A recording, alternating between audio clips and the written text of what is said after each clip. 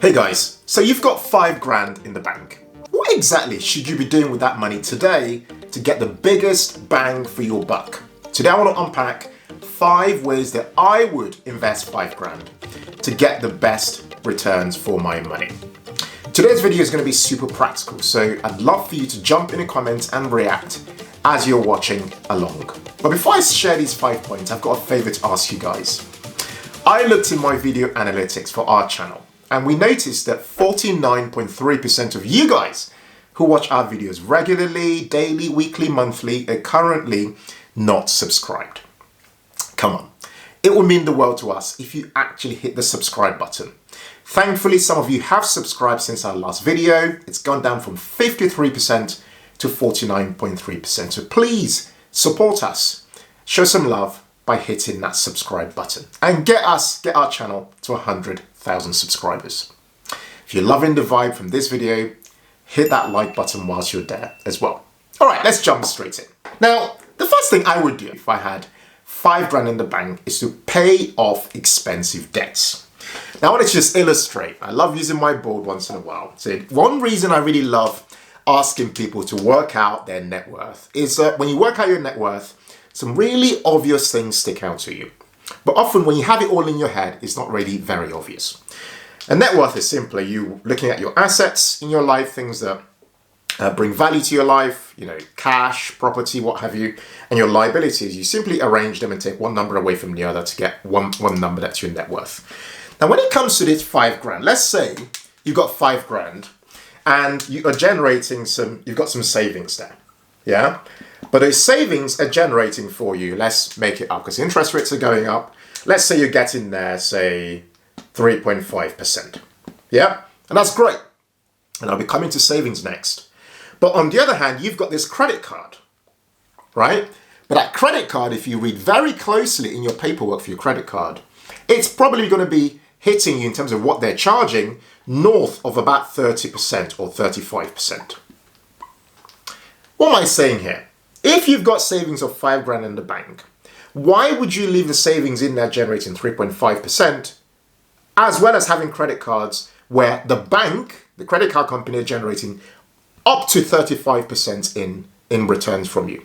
So the first thing I would do if I had £5 would be take those savings and head over here and get yourself a guaranteed return. Because when you pay down that expensive credit card debt, you are generating a guaranteed return for yourself. But the bigger point I wanted to make beyond actually using those savings to pay down credit card debt is actually the bigger point on how did we get there in the first place. Too many of us over-rely on using credit cards to sponsor our lifestyles. And I get it, some of us don't do it just because we feel like it. We do it because it's a necessity and a lot of people are struggling. So to that end, I'd say one thing I can help to guide you with, obviously watching our channel, many videos we've made, but one thing that can help you is to learn ways in which you can take control of your finances and then look for ways to grow your money. If that's something you want to learn to do practically with, step-by-step guidance, we have a 1-year program we created for free. You can join it, you can go on our website and join it, or you can join up. Put a link to it below and above. The reason I'm sharing this is every single week, depending on when you sign up, once a week you get a specific email with a core goal of helping you become that person who stops, for example, relying on debt or relying on overdrafts or getting out of debt and so on, or learning to grow their money or taking control of their finances. So check that out if it's something that you think will be useful to you. Now, looking at my notes here, my second thing I would do if I had £5 in the bank is to consider how I could use it from a savings perspective. Now, I touched on savings earlier. Now, the reason I want to come back to savings is some of you guys might not actually have any debt at all. And some of you might be in a point where, do you know what, you've got that money, it's sitting in your current account. An easy thing I would do is to consider, the very first thing I'd do is consider, have I actually got myself enough of an emergency fund? By that I mean, in the event that things happen, your car stops working, or your boiler breaks down, or something even worse happens, you lose your job, for example. How much have you put aside for those almost inevitable life events that will happen. The first thing I'd do from that £5 is keep about £1,000 to £2,000 at least for the event of those random things that suddenly happen that you don't expect will happen. But on top of that, I want to then build that £1,000 or £2,000 up to around 3 months of essential living expenses, such that you're then prepared. Because look at the trends today. Lots of tech companies are sacking people. They're doing it, they're almost following one after the other. A lot of people are losing their jobs in different ways, unexpectedly. One day they feel like they've got job security. The next day they haven't got a job. They've been laid off. So what you want is around 3 months worth of essential living expenses. If you can push it to 6 months, great. But from that £5,000, that will be the second thing that I will be considering doing. Now, you can also use that money to put into an easy access account where you generate some returns.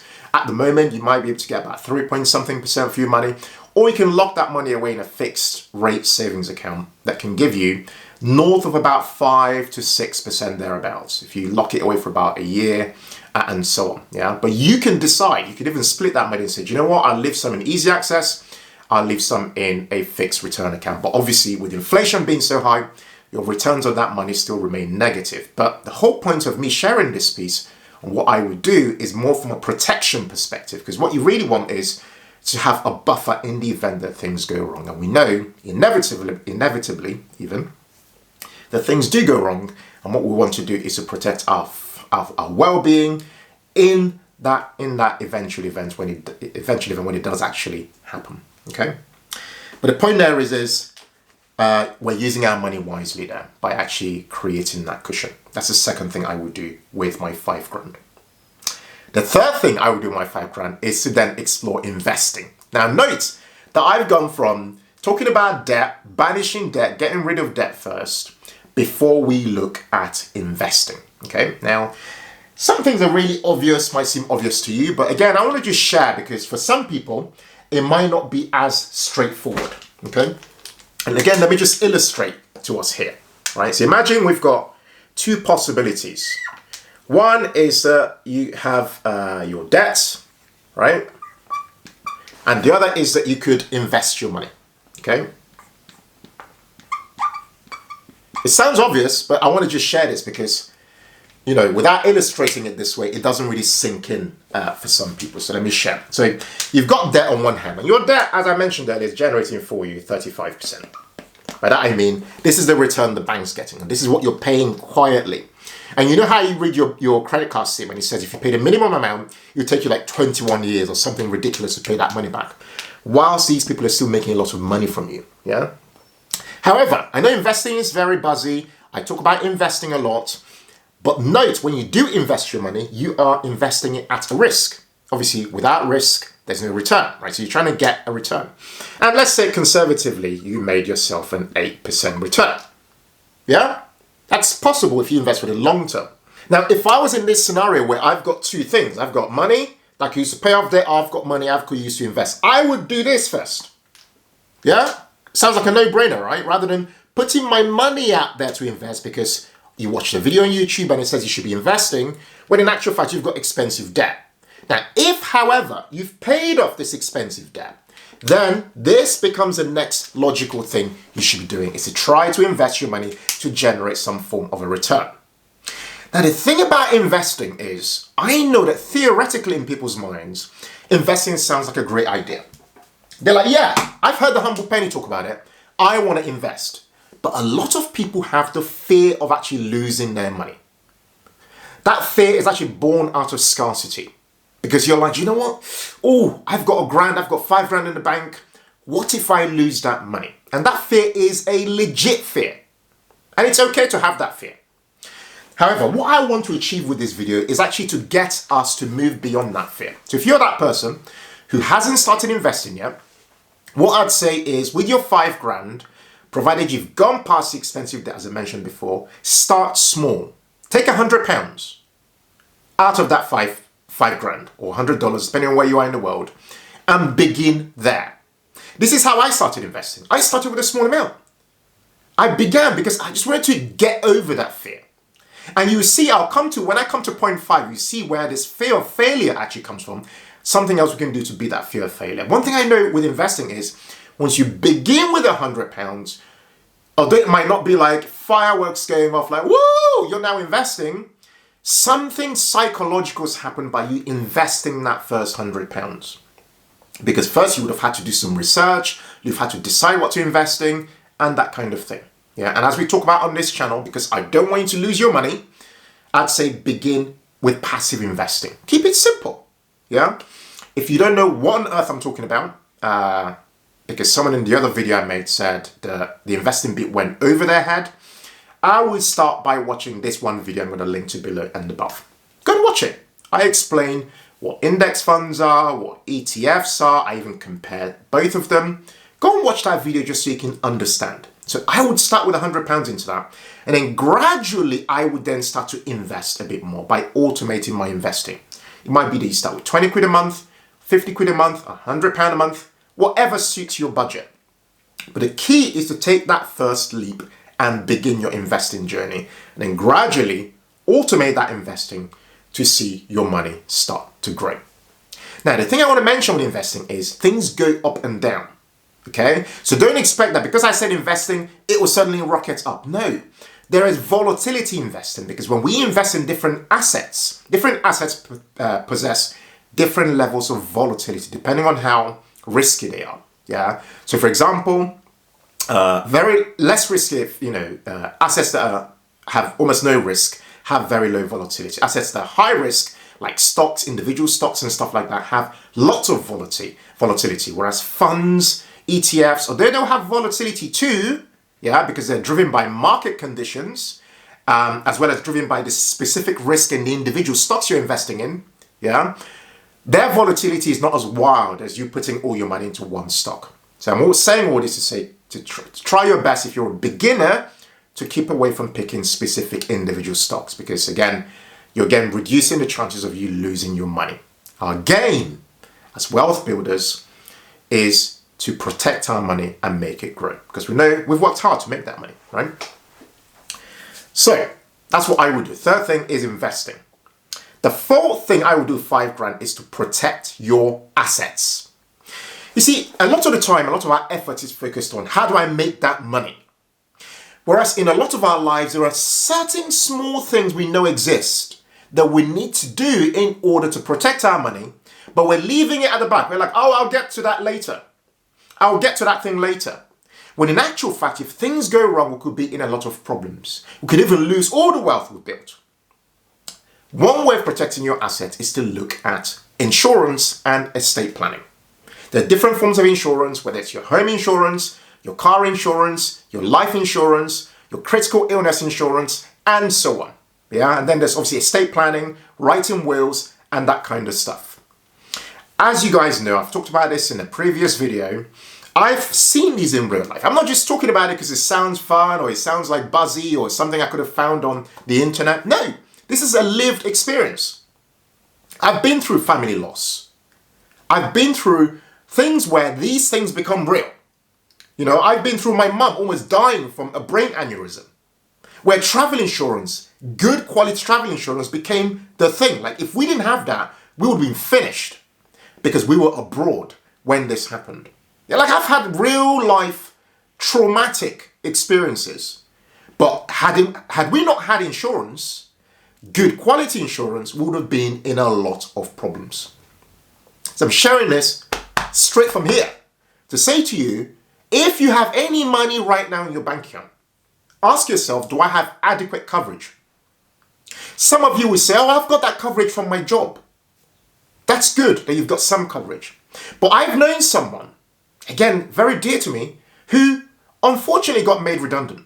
And out of that redundancy came loss of their life insurance, loss of all those covers, that they had at work, which all sounded nice, very nice perks from big companies. And of course, it became too late to get additional cover, to get actual cover for themselves individually. Yeah? So my point is, think very carefully to yourself right now. Where do I, because you always know, everybody knows at the back of their minds where they know they've got a gap in their lives. Everybody knows. But we always brush it away. So think to yourself, where do I know in my life right now I've got a gap? And how do I protect for that gap right now? and go and do something about it. If you want to learn about life insurance, I made a previous video. I'll link to it below and above. Please go and watch it. Take your time. And then relating to other forms of insurance, do some research on them, whether it's home, travel, and so on. Critical illness, I'll make a video about it in the future. Do some research. And about wills, I've made videos again in the life insurance video. You can watch a bit more about that, okay? And put your life insurance in trust, as I've mentioned before. But remember, the core goal with protecting our assets here is that we know that it's harder to keep that money than it is to actually make that money. So what you want is to protect that asset and keep it. The fifth thing I put money into is to beat the fear of failure. Okay, let's talk about it. I want to hear from you guys actually, because I can admit it. I've had fear of failure on so many levels.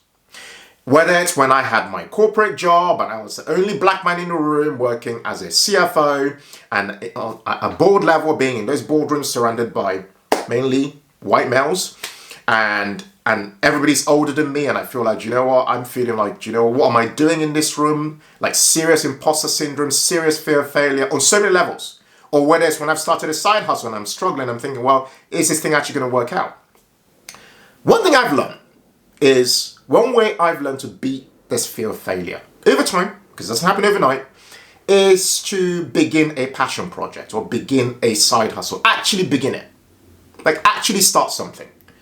I hear too many people saying, I'm gonna. You know this language, I'm gonna do this. I'm gonna start this.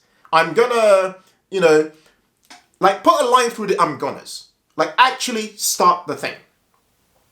And the thing I found is that quite similar to my point about investing earlier, starting with the £100 investing, start small. Create a budget in your £5,000, a small bit of your £5,000 that you say, you know what? I'm going to use it to explore something I've always talked about. I'm actually going to do it now. I will begin this thing and actually start it. You might pick £500 and then everything else will rely on your sweat energy, your skills, your abilities and stuff like that. My point here is, it's not even that you're starting the thing to try and make money from it necessarily, although that would be a great outcome. The reason why I will use some of my £5,000 towards this is to use it to reduce or eliminate the fear of failure. I feel so much more fearless in my life because I have explored things. I've gone beyond just talking about them. I've actually done them many times and in different spheres and at different risk levels and for different return levels. Yeah? We all need to get away from being the generation of people who are just fearful. Not only are we lonely, and that's a real thing, but we are so fearful that we don't get anything done. That fear paralyzes us. That fear crushes our generation. We need to let go of that fear by actually doing stuff. Oh, and let me ask you, by the way, why do you think it's actually okay for you to rely on only your employer for your livelihood? I just want to put that out there. Whose idea was that? Who sowed that idea in your mind that your employer should be your only provider? Yes, your employment contract tells you this is all you should do, but really think about it. Is it really all you should be doing? From my experience, it's not. And from the people who write me, who DM me, who message me, who email me, who share their experiences, from what I know, it's not. Don't put all your eggs in one basket. We teach this with investing. Why are you doing it with your day job? What I'm saying is, use some of your £5,000, actually do something. Something you can do using your skill set, or something that you're passionate about, or something that brings together those two core elements. And the second part of this fifth point is, I will use some of that £5,000 to level up on my learning. Now, I want to talk about this because, again, I just feel like a lot of people think that your education ends when you finish school. You've been to college, been to university, you're finished, you're like, woo, I'm done. When in actual fact, if you think about it, all that schooling stuff, which is all very important in different ways, is really the beginning of your real education. Because I see education as a lifelong thing. It doesn't stop. Why doesn't it stop? Because you should be growing as an individual and expanding your capacity. Yeah? Only then do you grow the wings that are necessary for you to take off and stop relying on other people to create your income or to create your destiny for yourself. Let me give you practical examples. I don't like to just talk about stuff in theory. I want to be real. So let me say, for example, and when I talk about things you can learn, like I learn different topics. Like for example, I could say I want to learn how to market. I want to learn marketing. I want to learn selling. I want to learn blogging. I want to learn how to write. Yeah. I want to learn how to speak and all those things. Let me give you a marketing example. I bet you, and this is not me showing off in any way, shape or form, that I know more about marketing than the vast majority of people who have marketing degrees or the vast majority of marketing professionals. I know more about marketing than those guys. Why? Because I'm living and breathing it. And I've learned more about marketing from other people than all those people might have learned through their degrees. Here's some examples. I want to share with you, right? So I want to be real. And I'm not sharing this like just to get you like go and buy books and buy these books. This is just illustration. These are my props to show you. This is marketing, Seth Godin. Perennial seller, the ultimate sales machine, copywriting secrets, understanding digital marketing, building a story brand, ask, getting everything you can from out of all you've got, and so on. I've just picked this from my segment, my marketing library segment, my little square in my bookshelf dedicated to marketing. Why? Because I already know, I already feel from what I can see, I already know what's coming in many ways ahead of us. The future is really made up of portfolio work. A lot of us, if we've not really seen it already, I'm telling you right now, that in the next, say 7 years or 5 to 10 years, a lot of what you see, a greater trend would be towards portfolio work. You would be doing a lot more to create your own income than you might be doing today. So what I'm really saying here is you should be doing everything you can to acquire some specialized knowledge in a particular area. Whether it's that you're learning marketing, whether it's that you're learning selling, whether it's that you're learning, I don't know, anything you think will be useful, negotiation skills, whatever, yeah? Something that's fairly AI proof or something that complements the technology of today. You should be using some of your $5,000 to invest in those areas. And don't be skeptical, because a lot of people are hyper skeptical. Like I say something to them, they're like, oh, well, is this like a marketing thing? Is this? No. Take the learning and actually apply it. Go and do it in your own world. Go and learn from whoever. But the point I'm making is you need to be investing in yourself because you are ultimately your number one asset in your life. And without doing that, believe me, all that will happen is that one day you get one of those mysterious emails asking you to come for a meeting at 2 p.m. in the afternoon with your manager and a HR manager, and you know what's about to go down. Yeah? Guys, I really hope this video has spoken to you, because I've gotten to a stage of my life where, to be honest, I don't really want to make videos that don't really, that don't hit. Like, I want it to really, really hit for you. I had to sit down and actually think about this video and think to myself, what can I share in this video that will really hit for people? I hope that everything I've shared today has given you not just something to think about, but something to do right now. So I want to hear from you guys in the comments. What would you invest your $5,000 in and why? Which of the 5 things I shared? Or outside of the 5 things I've shared, what would you invest your $5,000 in and why? Please jump in the comments and let me know. Like I said earlier, if you really enjoyed today's video, would really appreciate it if you please hit the subscribe button, because that just helps to help our channel to grow and get our message out there to so many more people. Guys, thank you so much for watching today's video. And as always, in all things, be thankful and seek joy. Take care. Bye for now.